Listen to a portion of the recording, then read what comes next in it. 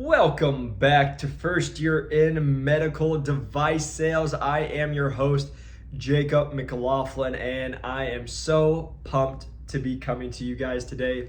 It's been absolutely amazing to see the adoption already, to see how many listeners we've had just come and transfer over and just find this podcast and just the messages I've already received to tell me how helpful this has been. It's been truly amazing, and I'm so excited because, again, that was what this whole podcast was about, is being able to help you all progress and have success. And no matter if you're a first year rep, you're an associate sales rep, or you're actually a full line rep, and maybe you've been in for a couple of years, how can we help you continue to prep, prepare, and have success? And so that's really what today is going to be about, because I've been asked multiple times to give presentations or give a kind of a talk about how I took the lowest performing territory in the nation to top 10 when I was at Medtronic. And so I wanted to give you guys some of my tips. I wanted to go over the presentation that I had. I think 6 or 7 points. And so I just wanted to go over that today with you. But real quick, who am I? Why should you even listen to me? So again, I'll give you guys my 30-second elevator pitch of who I am. If you haven't seen me, my name is Jake McLaughlin. I was a personal trainer just under 3 years ago. Decided I wanted to break in with medical device sales. Got told I would never break in without the B2B sales experience.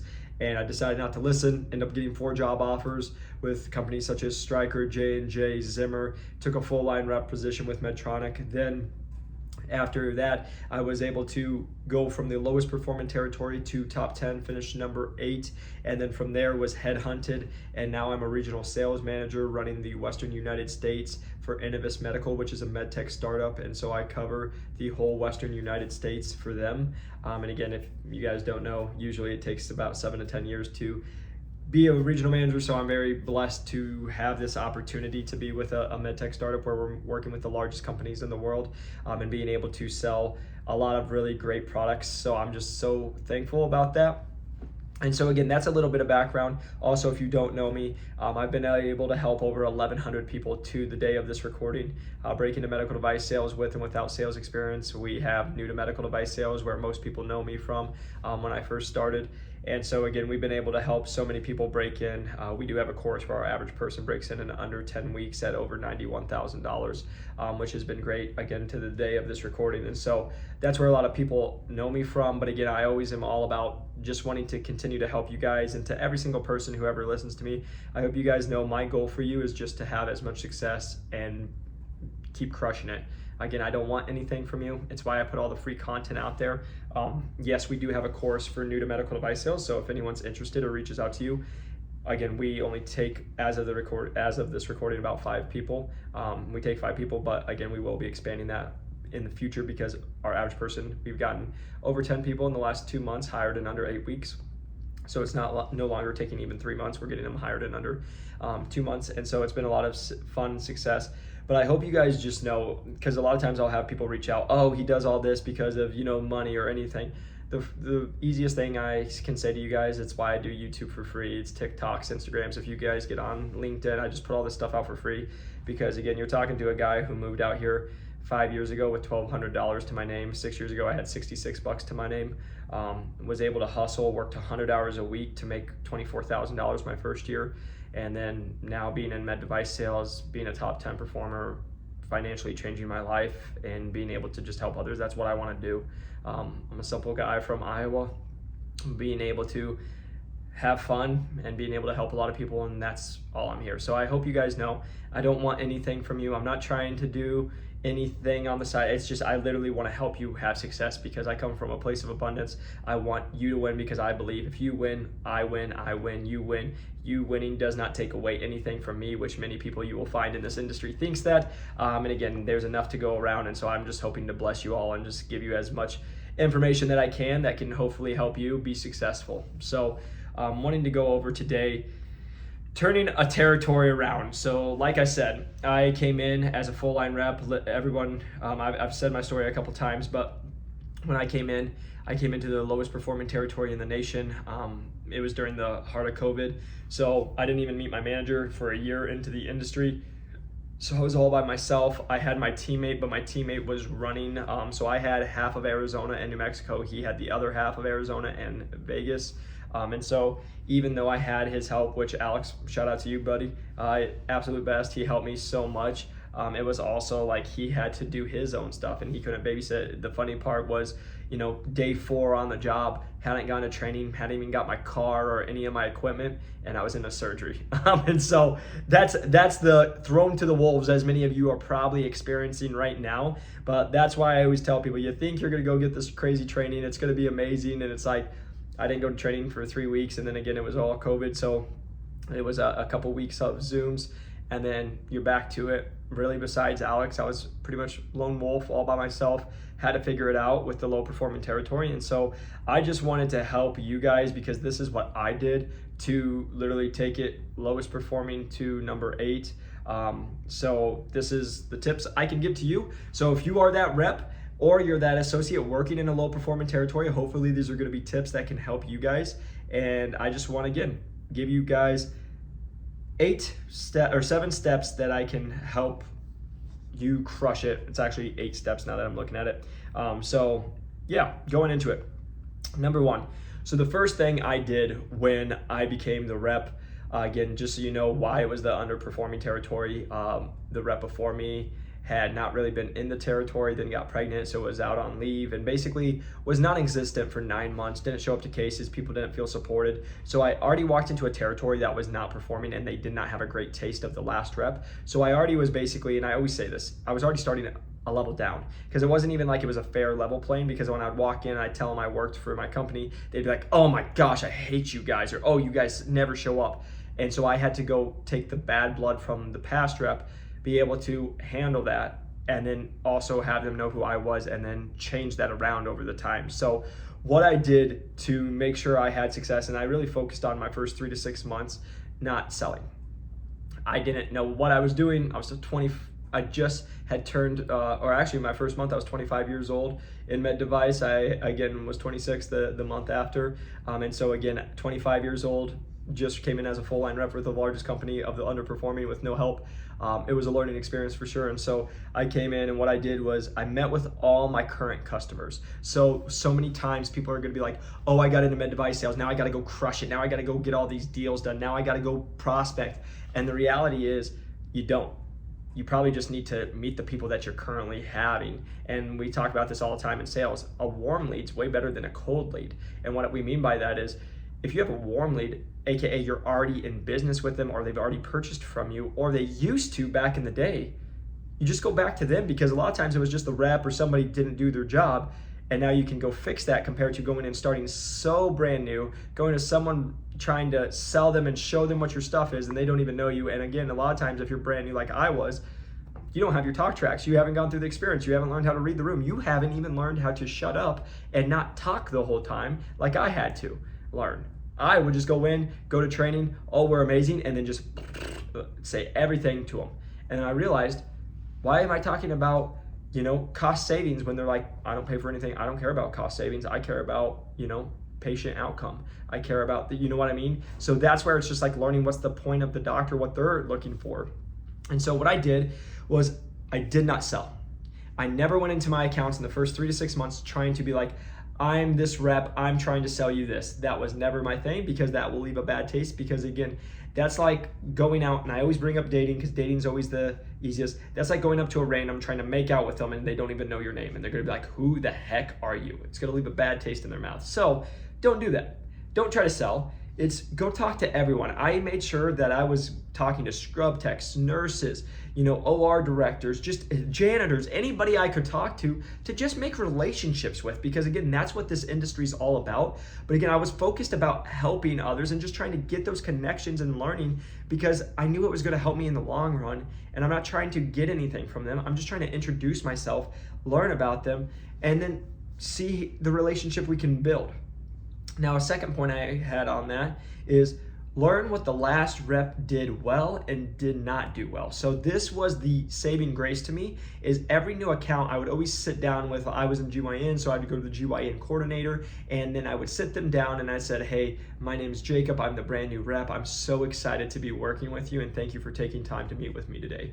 I just wanted to kind of ask you a couple questions just so I can make sure I have everything straight, and that way I can make sure to deliver you the best service. And so then from there, I would just make sure to find out what the actual truth was, because this happened where they're like, oh, this account's doing this much volume and this is your top doc, and I show up there and they're not doing any volume, and they were just told what they were told, and now it's a game of telephone, and you find out the truth's not real, right? You have to go actually figure it out, talk to them. Hey, let me learn about your experience with our product, who uses us, who doesn't use us, and then can you let me know what the last rep did really well that you enjoyed? They'll tell you, take notes.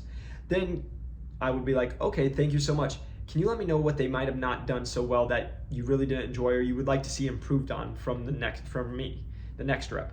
And they would tell you exactly what they want. Take notes. Now you know exactly what they want and what not to do, because they just told you what not to do and they told you what to do. And now you know how to have success. And so that was a saving grace, because I did that for every single one of my accounts, took the notes, and then I could go be successful. And then lastly, I was always there to show them, especially in the beginning, I was always there to show them I'm there to be an asset to your team. I'm here to be valuable to your staff and to our surgeons and to get the best patient outcome that we possibly can. I'm not gonna sit here and talk about money. I'm not gonna sit here and tell you that you need more products, because this is what everybody does wrong. When you're the new rep and you're trying to grow and you're underperforming, they expect you to grow and you need to make money. But guess what? You can't do that right away when they don't trust you, they don't know who you are. So what I said was, for the next 6 months, I'm not gonna try to sell. I'm just gonna create relationships. I'm going to turn my territory around by doing what I say I'm gonna do, and I'm gonna continue to just grow inside my accounts that I currently have. I'm not gonna even worry about trying to get new accounts. So that is what I would say, that's what you wanna do. Now, number 2, keep your word. My friends, if you do this, you will be one of the most successful reps in history. And why I can say that is because most people, I get this feedback all the time from OR nurses, from the scrub techs. Most reps say they're gonna do something and they don't. For example, I'll be at that surgery, don't show up. Now the nurses and the scrub techs are left by themselves. Now they're getting yelled at by the doctor, or the doctor's upset, and now it's a bad case, you're not in the room, and now they hate you and you're not even there. And then the next time you're gonna come in and be whistling and be like, what's up, crew? And they are just secretly talking crap about you because you're the person who doesn't care about them. You just show up when you want to. You're some big bad rep who makes all this money, and that is the conversation, as we all know, happens in the OR when you're not there. So most reps will do things or be at surgeries, but don't follow through, and they won't be honest when they mess up. I've seen this so many times. I had to go through it. When I messed up, you wanna know what the most not fun thing to do is? Admit that you messed up, and then you get the butt whooping and the butt lashing, and everyone's mad at you, and you gotta accept it because you messed up. But guess what? Great learning lessons. But what a lot of people try to do is they try to blame somebody in the staff, which then only makes that staff hate you. So that's what I would say. But then again, I see this. I'll drop off supplies. I'll run this tray. I'll bring this. And they never do. And that's why most people can't be successful. I got told this by one of my mentors. It was, if you can work hard, treat others better than they treat you, and do what you say you're gonna do, you will be a very successful person no matter what industry you go into. So this just plays off that. So again, making sure that you are keeping your word when you are going to your accounts. When you say you're gonna be at a surgery, be at a surgery. You need to make sure that you're always doing that, because again, you don't wanna fall back into the trap of what everybody else is doing. If you say you're gonna bring supplies, bring the supplies. It sounds so easy, but it's so hard for these people, because welcome to most reps. Most people, and not just reps, but most people will overpromise and underdeliver. And my goal every single time in my whole life and anything I've ever done is I'm gonna underpromise and overdeliver. And guess what? Some of my promises are pretty big, but I know that I'm gonna underpromise it and I'm gonna overdeliver, because then I'm just building that trust and I'm making them want to grow that relationship with me. So again, just keeping your word. Number 3, do the right thing. So again, going back to this is a great example, but never lie. If you don't know, say you don't know, because I can promise you, if you ever go to a surgeon, they ask you a question and you go, and then you just say something, and you're talking to an expert who's done this for 15 years, they will literally cream you. They'll probably, like I've seen this happen, thankfully it wasn't with me, but I've heard about this happening, is like people getting kicked out of ORs and the doctor being like, never come back to my OR, because you, over your confidence and your ego, aren't gonna go and tell me the truth, and now I'm gonna do something that's gonna affect and impact this person that is on the table's life for the rest of their life, because you might tell me something wrong because you don't really know it. You're going to just tell me what you think because of your ego. Instead of, if you don't know something, say you don't know. And then second off, if you mess up, you always need to do the right thing. Like I said, even when it's not fun. I can literally tell you there's a time that I put an example in here. One of my accounts, I was stressed. It was when I was in for over a year. We had got stuff going, but I was super stressed. I had my number 1 and number 2 accounts going, my number 1 doctor going, and then I had another doctor going. But the thing was, the number 1 doctor needed me there. They always wanted me there. The number 2 facility, they were always switching out staff, which we see all the time, so that people didn't know what they were doing. I walked in, the people that they usually had, who were the rock stars, they put them in different rooms. So now I had all different people. The nurse that I had was freaking out, and I was like, good Lord. And then I got caught, and I didn't even know, I went to somebody and I said something I shouldn't have said, like basically the person in the room doesn't know what the bleep they're doing, and it's going to be a challenging day, is the summed up version of it. And luckily for me, that person that was running that room was literally 2 feet behind me and heard every word that I said. Great learning lesson for me. I left that feeling horrible. I emailed the OR director, let them know that I had made a comment that I should have never made. Their staff heard it, and I'm so sorry. Well, just to give you a little bit of background, I had just made a big sale into this place, and then they called me to meet with them and their contracting and the OR director. Here in my head, that was on a Thursday afternoon, so I had to wait all weekend to meet on with a Monday, and here I was like, oh my gosh, I lost the deal, they're gonna kick me out, all this stuff, because there already had been some ups and downs in that account. And then come in, I apologized to the nurse. I went and found him before my meeting. I then let them all know that. And the thing that happened was, they're like, thank you for bringing this to our attention. We've never questioned who you are or your morals, but we just asked you that you apologize. And I said, of course, I totally understand, and I did apologize, just so you know. And they were just like, thank you so much. Like, that says a lot about who you are. Also, we'd like to buy $35,000 more worth of equipment.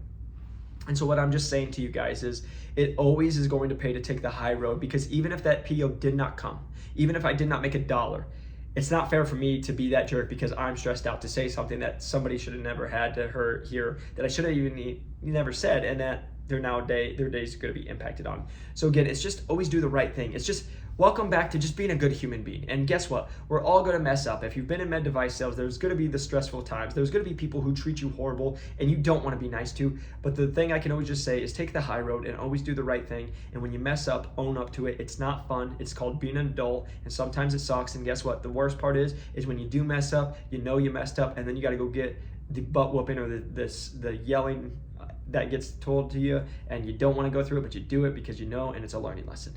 Those suck, been through plenty of them, but that's what I would just say, because it's going to go a long way. All right, number 4, not everyone is a customer. I had to learn this. So after my first 6 months, like I said, when I was done selling or done creating those relationships, then I was going to sell to other accounts and going into it. And just realizing not everyone's an actual customer, because what happened to me was I had a facility down here south of me. They had 11 physicians that they were looking at taking on, and they did a lot of procedures. And basically, if I would have got them, they would have got me into the major hospital. My volume there would have exploded, and then all their in-office cases would have been mine, and it would have exploded also. Well, I showed up there for them to do quote unquote a free trial, because I had reached back out to them after I had created the relationships and got my territory kind of running.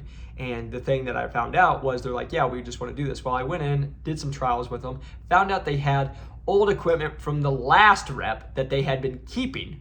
And then I would sit there for 3 hours a day helping with their cases, dropping, doing whatever I could. They would want more stuff, and then they would complain. And then one day it just hit me, they're never gonna buy. They're just using me because I'm the new young kid who doesn't know what they're doing, and they're just trying to get free surgeries, aka not pay for any of the equipment, because they're like, we're gonna think about buying, but then they never were gonna buy. And that's when it hit me, not everyone's a customer, not everyone's looking to buy. You need to figure out who's really serious, and let's just bring this back to dating. You know who you know is serious? The people who actually respond back to you, the people who show interest to you, the people who actually make time, and they're trying to make it a relationship, not a one-sided relationship. Not me doing all the work so you can just profit off it. It's, are we working together and negotiating together and working hard together to then create a relationship so it's a win-win. And that's what I'll tell you. Those accounts, you'll know when you have them. The other ones, sometimes you just got to cut them loose. And like, even like that was a major opportunity, but I realized it's never going to happen. It's the girl who strings you on that says you're a cute guy that, yeah, I would date you, but then dates every other person.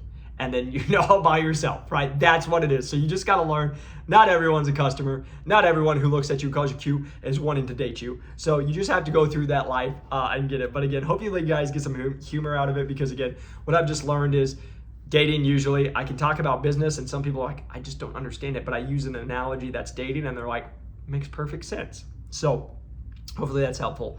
Number 5, create urgency. So most accurate things that I have, sorry, I accidentally went to a wrong side. So most accurate accounts don't know what they have a problem, and it's your job to show the importance of your product and what they need. And so the reason I'm reading that is because I had an account that you'll learn these big hospitals don't really communicate well with each other. They don't really talk to each other. And what I had was my decision maker, my number one surgeon, was the big person there.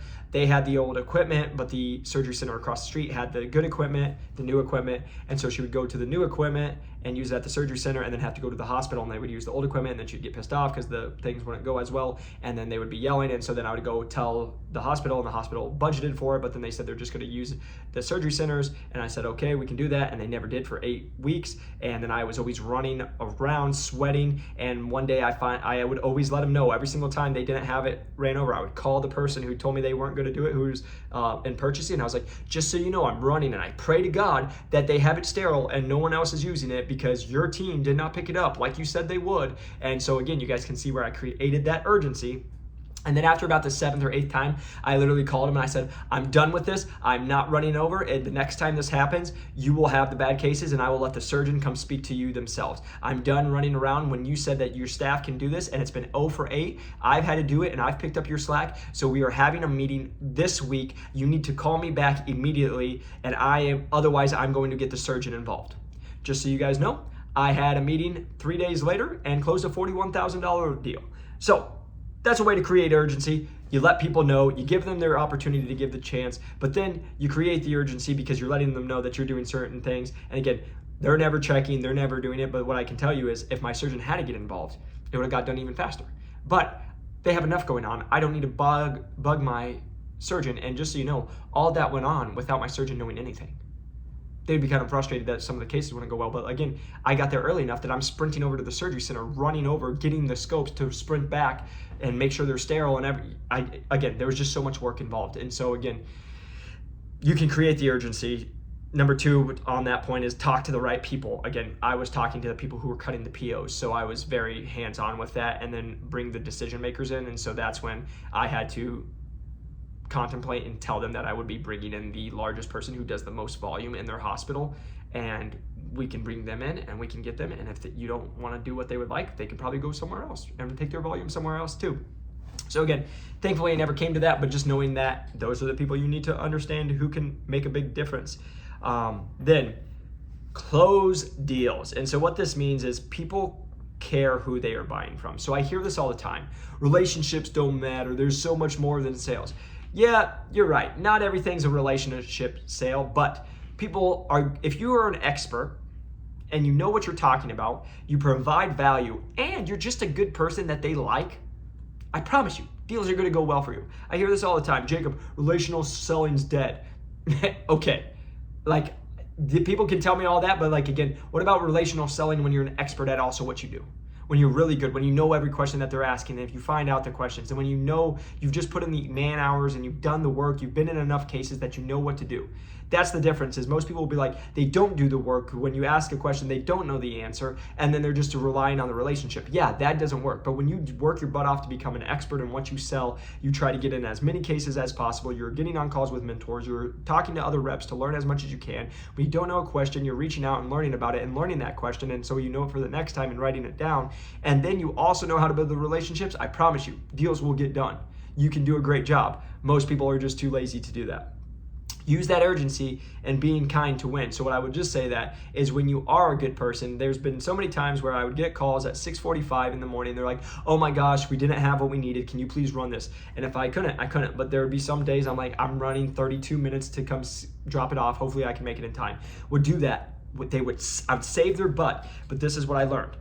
Most people have a short-term memory. So you'll save their butt because they didn't do their job, and you'll run their equipment, and then you'll ask for something 3 months later and they'll be like, no. But what I would always do is the moment that happened, within that 2-3 hours, I would be like, hey, I need you to give me a quote for this, or hey, you guys told me you were going to order this. Can I get the PO for this today? That's how you can continue to close those deals, because you're doing your work, but you need them to do their work. But again, more people are more willing to give you a PO or be more listening to what new product you're selling when you just save their butt because they messed up or they didn't do their job, right? Happens all the time.